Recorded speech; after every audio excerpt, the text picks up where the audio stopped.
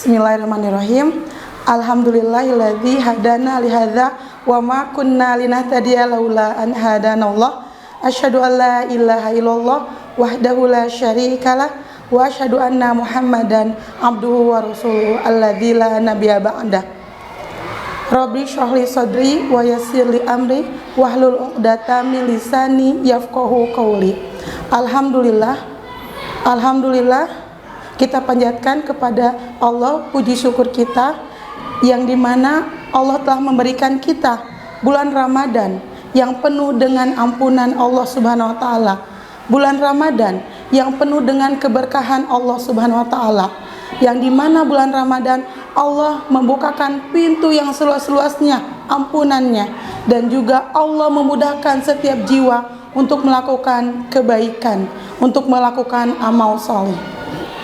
Anak-anakku yang soleh dan soleha yang Ustadzah banggakan, bagaimana saumnya sampai hari ini?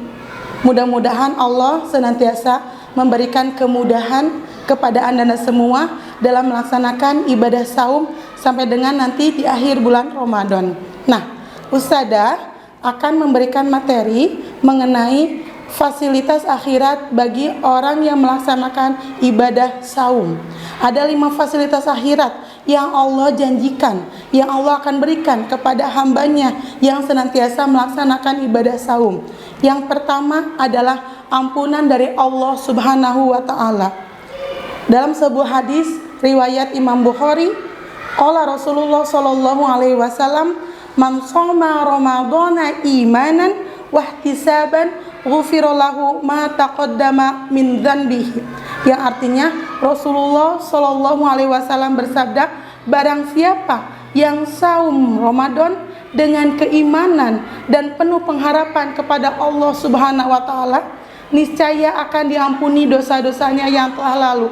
Nah, anak-anakku yang soleh dan soleha, alangkah baiknya kita laksanakan ibadah saum ini dengan penuh keimanan kita, dengan penuh ketakwaan kita kepada Allah Subhanahu wa taala, dan penuh pengharapan kita kepada Allah Subhanahu wa taala.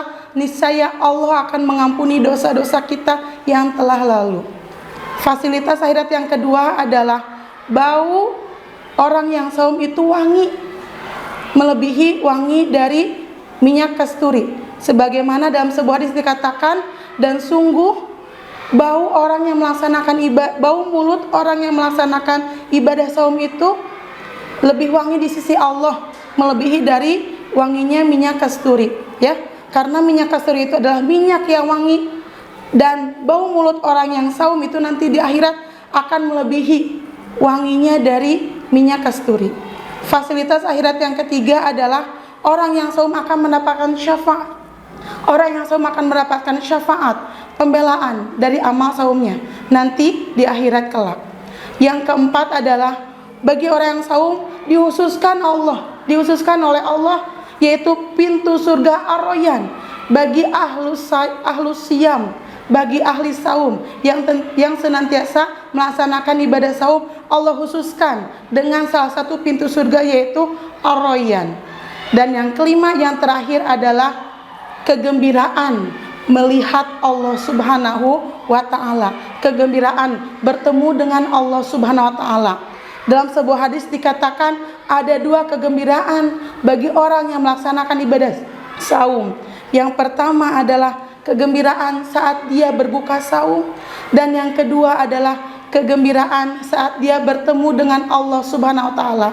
Anak-anakku yang soleh-soleha yang Ustadzah selalu banggakan, mudah-mudahan kita termasuk golongan orang yang saum, yang Allah terima amalan saum kita, dan dengan saum kita akan bertemu dengan Allah Subhanahu wa ta'ala.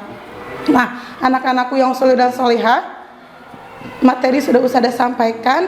Mudah-mudahan apa yang Ustadzah sampaikan mendapatkan Ananda mendapatkan manfaat, Ananda semua mendapatkan wawasan pengetahuan mengenai fasilitas akhirat bagi orang yang saum, dan juga Ananda semua tergolong kepada orang-orang yang mendapatkan fasilitas akhirat bagi orang yang saum.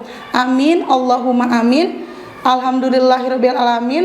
Rabbana atina fid dunya hasanah wa fil akhirati hasanah wa qina adzabannar.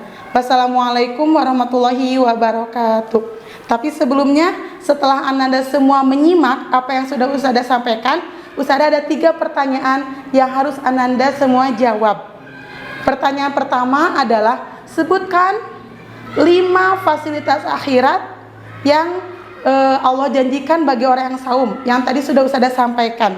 Yang kedua adalah, apa nama pintu surga yang Allah janjikan khusus bagi orang yang melaksanakan ibadah saum. Dan yang ketiga adalah Ananda tuliskan hadis yang berisi tentang barang siapa saum Ramadan karena iman dan mengharap keridhaan Allah, maka akan diampuni dosa-dosanya yang telah lalu. Anda tuliskan besertakan hadis dan juga riwayatnya. Terima kasih. Wassalamualaikum warahmatullahi wabarakatuh.